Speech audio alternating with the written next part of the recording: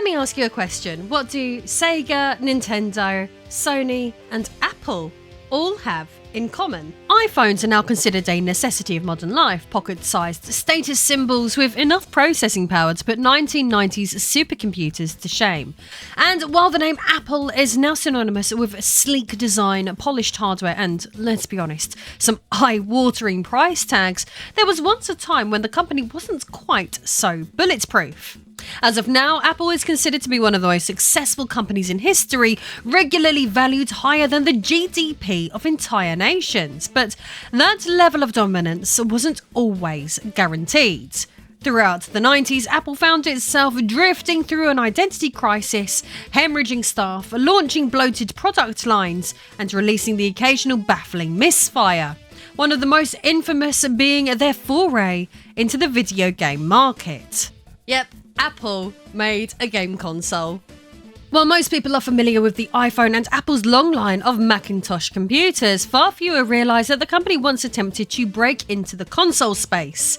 And what is even crazier is that this isn't some obscure tech rumour. Apple really did enter the console wars, albeit briefly and very badly. Every now and then, you'll still see Apple fans wistfully suggest that the company should build a gaming console. What these fools don't realise, though, is that this already happened almost 30 years ago, and it flopped so hard it's now considered one of the greatest tech failures of all time. So that raises an obvious question. When a brand as globally recognisable and resource-rich as Apple launched a gaming platform, how did it go so spectacularly wrong? Let's find out. I am Lady Decade. Hit that subscribe button, as this is the story of the Apple Pippin, an ambitious and ill-fated and often forgotten experiment in gaming and multimedia technology. Apple, the quintessential all-American tech giant, is widely celebrated as a global success story. While their gaming console might have stumbled somewhat, it certainly wasn't as catastrophic as other American gaming ventures, notably the infamous Concorde disaster, which stands out as one of the most expensive missteps in video game development history. Fortunately, in a surprising twist, 2025 brings us a genuinely excellent Western-produced game, the impressive turn-based RPG Clair Obscur Expedition 33. Right now, you can grab an incredible 40% discount on this highly anticipated title by using my exclusive link in the pinned comment. You'll also find massive savings on thousands of other games, including the latest releases. Each purchase supports this channel, so happy shopping and even happier gaming. In the past on this channel, we have looked at the Playdia, Bandai's quirky little edutainment system released in 1994. Known more for plastic toys and anime franchises than microprocessors, Bandai had nonetheless dipped its toes into gaming hardware several times. The Playdia was their bid to conquer Japan's educational software market, going head-to-head with Sega's Pico, which was dominating the niche. Armed with a 32-bit processor and an ambition to blend education with entertainment, the Playdia sounded promising on paper, but in practice, it landed with a thud. Children weren't interested, parents were confused, and the software library was limp at best. But the story was not quite over yet. In a slightly desperate twist, Bandai pivoted away from the family-friendly pitch and repositioned the device as a sort of all-purpose multimedia player, one that just so happened to support a few, shall we say, cheeky CD-ROMs, but none of this was enough to reverse the Playdia's fate. Meanwhile, across the Pacific, Apple, yes, that Apple, was in crisis.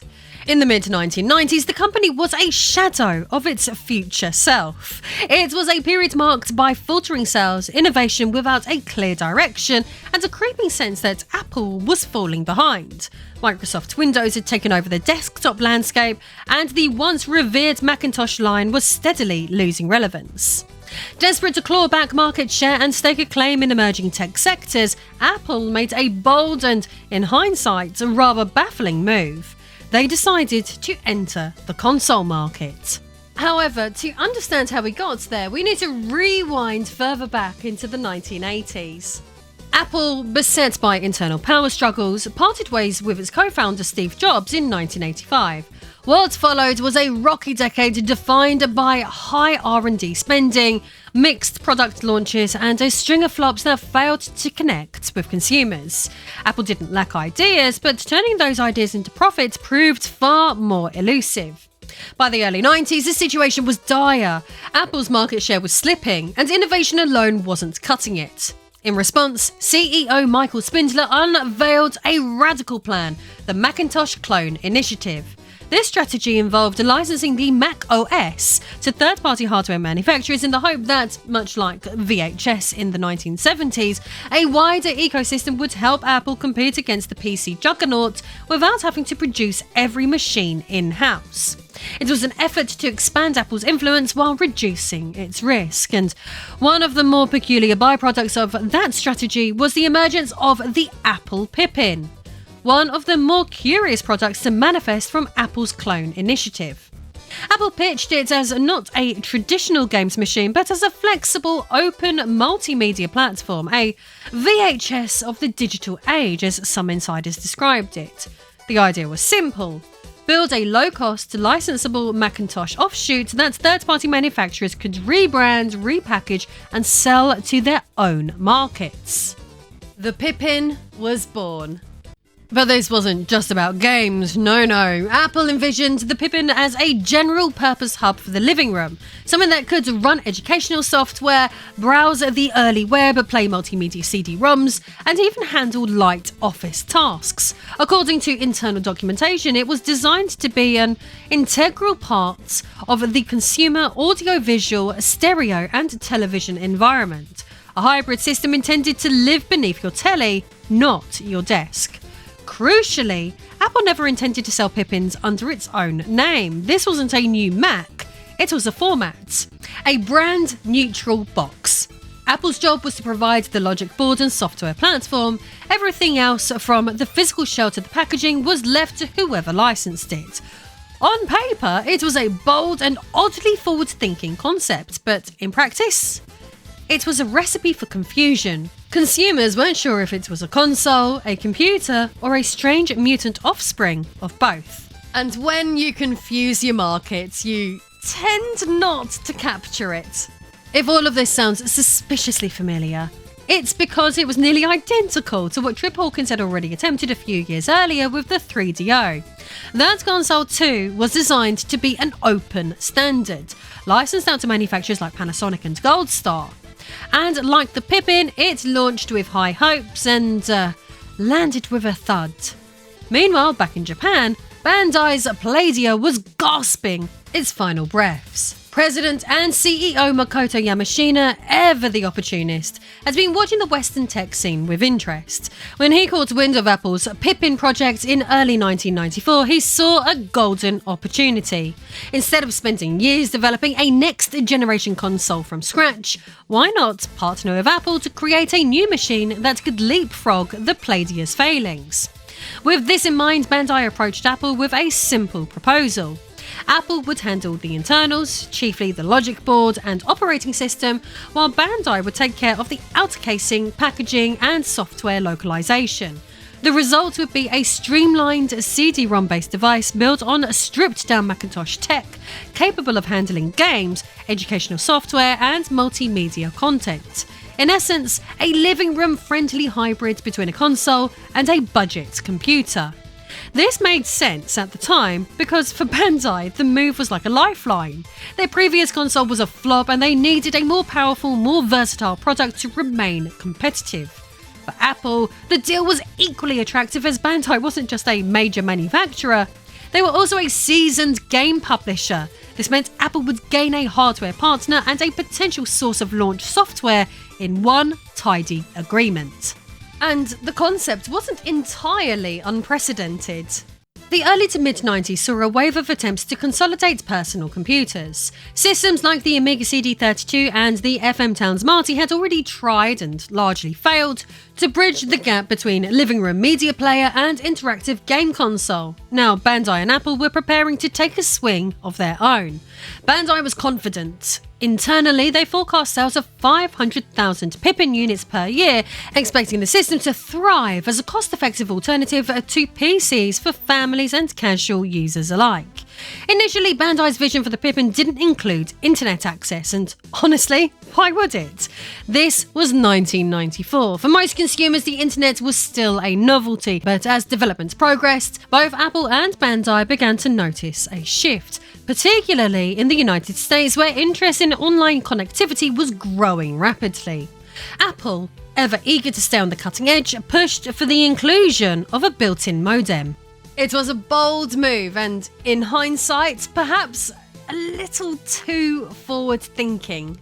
The modem was added relatively late in development and relied on Apple's existing GeoPort technology, a type of serial port designed to let software emulate modem hardware. This helped cut costs, but it came with a trade-off. All of the modem signal processing had to be handled by the system's CPU. As a result, Apple upgraded the Pippin's processor to a 66MHz PowerPC 603, the most affordable chip in their arsenal that could juggle those extra tasks. So, the Pippin became one of the very first consoles to launch with built-in internet support, beating the Sega Dreamcast to the punch by several years. Sounds impressive, right? Well, sort of. The modem topped out at 14.4 kilobytes per second. Even by mid-90s standards, that was painfully slow. Web browsing felt like watching paint dry, downloads could take an eternity, and let's not forget the Pippin had no internal storage and no hard drive. All OS files had to be loaded from each CD-ROM, and saving anything more substantial than a settings tweak was off the table unless you owned a separate floppy drive accessory. It was a visionary feature, but one held back by hardware that simply wasn't ready to support it meaningfully. So yes, it was visionary on paper. In practice, it was not quite the revolution they were banking on. So far from ideal, really. Perhaps a lower price point and simpler features would have given the Pippin a better shot. Then again, the last company that tried to democratize computer consoles, Commodore, filed for bankruptcy that very same year, so maybe it's not the best role model after all. The Pippin platform was formally announced at the Tokyo Toy Show on the 13th of December in 1994 and presented to the press as a bold new kind of living room device, one that could deliver games, CD-ROM software, internet access and interactive media to homes that had avoided PCs. It was a digital Trojan horse for the masses, or so they hoped. And to be fair, the pitch wasn't totally mad. The Pippin ran a modified version of Mac OS 7.5.2, dubbed Pippin OS, and could do a bit of everything: access the internet very slowly, run Mac applications, and play multimedia software. For 1995, it wasn't just a console, it was a vision of what entertainment hardware might become.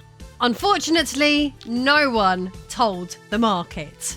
The first retail model, the Bandai Pippin Atmark, launched in Japan on the 28th of March 1996. The sleek white unit came bundled with the modem and 4 CD-ROMs, typically including a web browser, educational software, and a couple of multimedia demos. The launch price? A staggering 64,800 yen, equivalent to roughly $620 at the time, putting it well above the Sony PlayStation and Sega Saturn. As for the bundled software, let's just say it didn't exactly cause a stampede.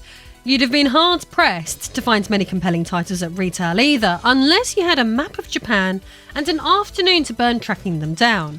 Having handled one of these units myself, I can confirm it's a chunky beast. Despite its modest footprint, the Pippin is deceptively heavy, weighing in at around 3.5 kilograms. I'm not saying that it could stop a small car or anything, but if you wanted a game console that could act as, say, a doorstop or a bludgeoning tool, then this one was definitely a contender. It shipped with 6MB of shared system and video RAM, which could be expanded via proprietary modules in 2MB, 4MB or 8MB sizes. A few brave souls even hacked in 16MB modules, with the hardware supporting up to 32MB in theory.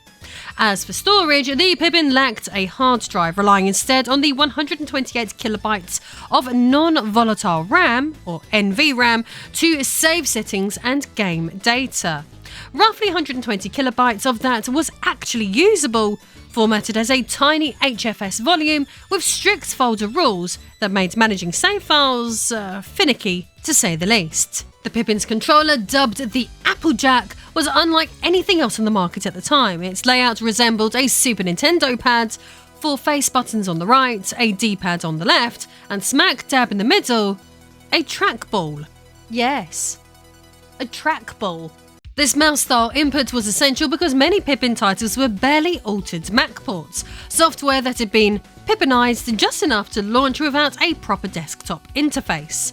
Navigation often required precise cursor control, and Apple's solution was to slap a miniature trackball onto the gamepad. It didn't click or spin with finesse, but it got the job done, mostly. The console also supported infrared wireless controllers, eerily similar to the one used on Bandai's earlier Playdia. Unfortunately, like many ambitious features on the Pippin, it didn't work all that well and was rarely used outside of tech demos and marketing material, but obviously you cannot talk about a game console without talking about the software, and oh boy, this is where the picture gets bleak. Only about 20 to 23 games were officially released for the Apple Pippin across all territories. Most were educational titles, Mac ports or multimedia novelties. No big exclusives, just a scattershot library of oddities with little to excite the average gamer. That said, the Pippin did have one unexpected perk. The system was completely region-free, and while it technically used RSA-based authentication to validate licensed discs, there was no meaningful copy protection to stop people from running burned CDs. So if you're one of the rare souls who owns a working Pippin in the present day, you won't need to hunt down obscure imports. You can grab ISOs online and play to your heart's content. Assuming, of course, that your moral compass is a little bit flexible. As we mentioned earlier, the Pippin has a modified version of macOS, nicknamed Pippin OS, and unlike traditional computers, it didn't store the operating system internally. Every single game or software disk had to include its own copy of the OS, bootable, customized, and stripped of anything resembling the classic Mac interface. As Quinn Nelson of Snazzy Labs once put it, games like Marathon would run at 10 to 15 frames per second, making them unplayable. You could lower the resolution to improve performance, he added, but then you get completely lost because you can't see anything. Hardly the immersive multimedia revolution Apple had in mind. To give you a sense of just how limp the lineup was, the system's best-selling title, Power Rangers Zeo vs. the Machine Empire, was a grainy FMV clickfest that felt like a step backwards from the Power Rangers games we'd seen on the SNES and Mega Drive years earlier. Still, it's important to remember that the Pippin wasn't meant to be a flagship Apple product. It was a platform, a licensable concept. Apple hoped that other companies would pick up the baton and run with it, creating their own Pippin-branded hardware tailored for different markets. And for a brief moment, someone actually did. That's right, in March 1997, Norwegian firm Katz Media launched its own variation of the system, the KMP2000. This model targeted Europe and Canada, and unlike the Bandai Pippin, it came in an all-black case with different branding and bundled software. Sadly, it flopped just as hard. Apple had also entered talks with Mitsubishi Electric to manufacture yet another Pippin variant, but those negotiations fizzled out before anything materialised. Meanwhile, Bandai had aimed sky high. Their internal projection was to sell 500,000 Pippins in the first year, as we mentioned earlier, which was 200,000 units in Japan and another 300,000 units in the US. They reportedly spent over $90 million on marketing alone to make that happen. The result? A global lifetime sales total of just 42,000 units. Right, to put that into perspective, Nintendo's Virtual Boy, widely considered one of the most disastrous game consoles of all time, sold nearly 30 times as many units. This wasn't just a commercial failure, it was a full-blown vanishing act. It's wild to think that the same company behind the iPod, iPhone, and the entire smartphone revolution once botched a game console so thoroughly that it barely left a footprint. In most stories like this, a hardware flop of this magnitude would spell doom, bankruptcy, liquidation, and a quiet burial in the annals of tech history. But Apple, as ever, didn't follow the usual script. That said, they came terrifyingly close to the edge. By early 1997, Apple had posted over $1 billion in annual losses. Their product line was bloated and incoherent, with too many SKUs, too few hits, and far too much money being spent on ideas that went nowhere. The company was reportedly just weeks away from filing bankruptcy. In a move that would change tech history, Apple acquired Next Computers, the very company Steve Jobs had founded after being ousted in 1985. Officially, the acquisition was about software. Next's operating system was sleek, modern, and far more capable than the aging Mac OS, but unofficially, it was Apple's way of getting Jobs back inside the building. At first, he returned in an advisory role, but within months, he staged what can only be described as a corporate coup. Jobs began dismantling everything he deemed non-essential. Out went the Newton message pad, out went the Mac clones, and yes, out went the Pippin. The entire clone initiative that had spawned Apple's foray into console hardware was axed. Jobs had no interest in licensing Apple's software to third parties. He believed in owning the entire stack: hardware, software, user experience, the lot. With Jobs now firmly at the helm, the writing was on the wall. The clone initiative was gone and the Pippin was officially discontinued, and this meant that Bandai would pull the plug almost immediately. As for Katz Media, having staked its future on the Pippin's European rollouts, they were not so lucky. Saddled with unsold inventory and no support from Apple, they soon filed for bankruptcy. Ouch! The remaining consoles were quietly acquired by a company called Daystar Digital, which offloaded the stock at deep discounted clearance prices in 1998. You could practically get one free with a Happy Meal.